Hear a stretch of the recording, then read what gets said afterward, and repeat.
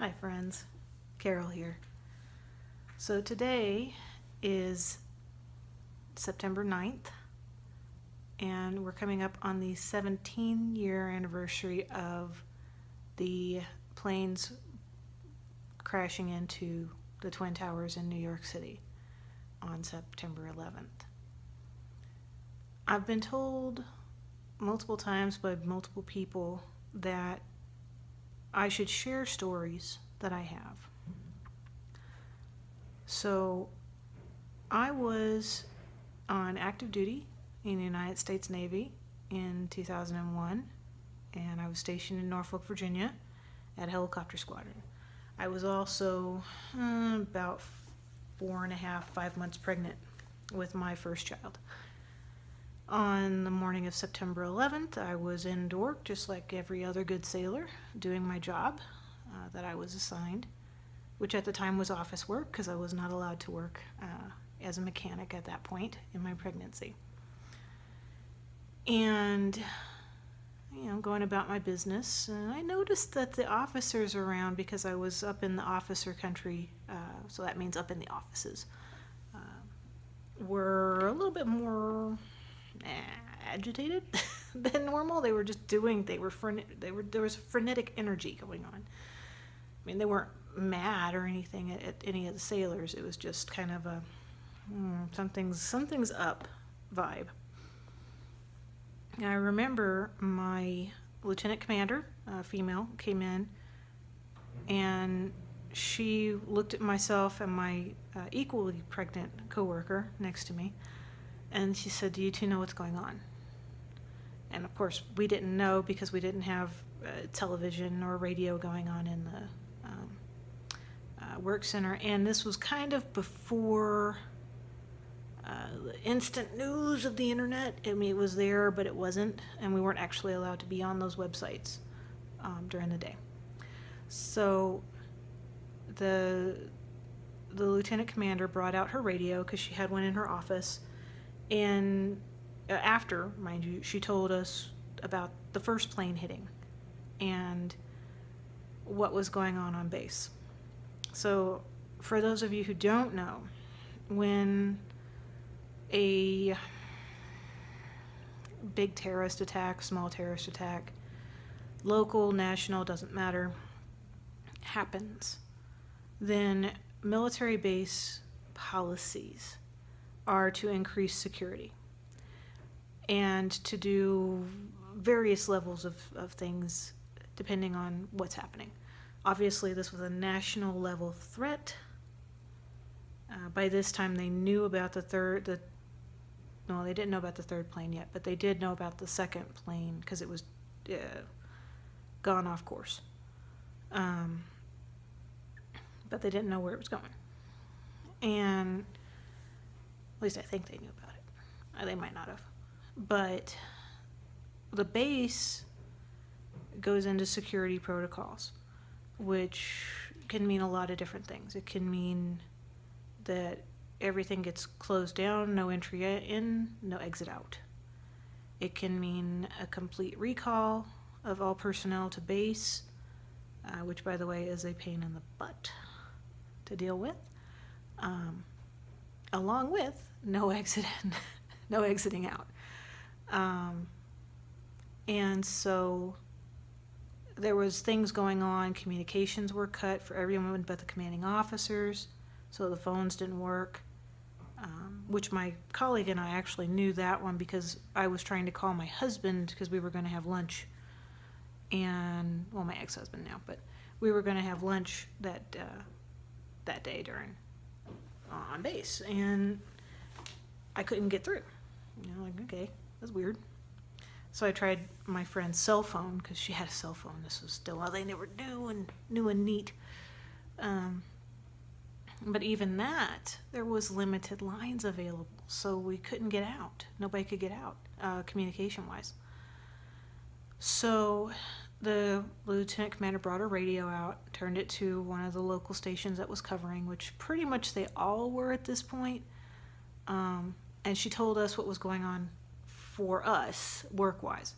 So what happened and most of you probably remember or have read about it by now, depending on how old you are, that every plane in the United States was grounded. It didn't matter if it was military or not. The exception to that was the president's plane and his security guard, escort planes. I think there were a couple of exceptions to that I have no connection to, but it was extremely high security. Everything was put on the ground. Incoming international flights were put on the ground, and actually my aunt was on one of those, and so she ended up, I think, up in Nova Scotia for like 2 days, or some place like that. Everything, and that included all of our helicopters. So my bad luck was that I did not have my work boots. I was just beginning to wear tennis shoes because my feet were swollen. And the Navy regulations for helping to put the aircraft away, they need a certain number of people to walk around the plane. I could walk. I was not going to hit my tummy. I wasn't going to do anything stupid. But I could walk. And I didn't have my boots. Navy regulations for safety purposes, I could not go on the flight line and help. So that was probably the most helpless I've ever felt in my life, because I could do that. I could help. I wasn't allowed to. So, it was difficult because here I was, a trained sailor. I knew what I signed up for. I was not worried about my safety. I knew we had contingency plans for safety overall. I was frustrated and upset because I could not help. I couldn't do my job. So I was powerless to do that. And, hindsight, of course, they were correct. I probably shouldn't have been out there anyway. But we were in the middle of base lockdown and complete recall to base. So unless you were like across the country on leave, you were recalled to base. And even then you were recalled, but it was going to take you time, so there was some exceptions made. I couldn't do anything. It sucked. It was scary. I had family in DC that worked not that far away from the Pentagon. At least they were government workers at the time. I had my aunt who I knew was flying international coming back, so I was worried about her because she was supposed to come in to one of the New York airports before she, or maybe even Philadelphia where she lives. But, it was terrifying because here I am. I have family in the military. I'm in the military. My ex-husband is a reservist. So after, the phrase is terrible, after the dust settled that day, my next fear became, oh my God, is my husband going to be recalled? His unit, because he hadn't transferred it yet, was still in California. We were in Virginia.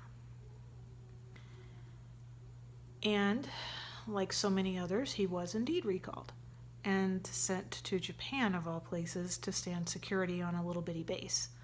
While I was still on active duty in Norfolk, Virginia, very pregnant, very much dealing with single parenthood, which is normal. I was not bothered by that. That's just part of military life.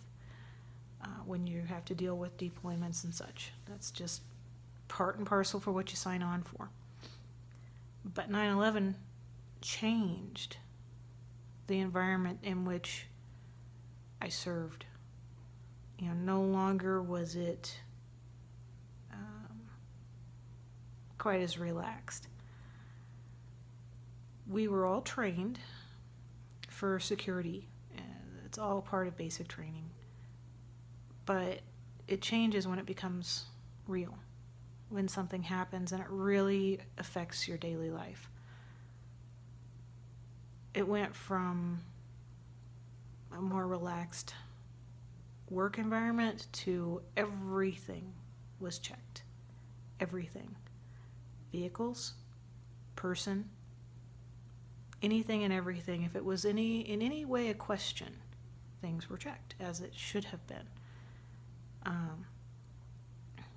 And 9/11 changed the way the military does a lot of things now. They're a lot more cautious, again, as they should be, for who gets on and who doesn't get on base or post.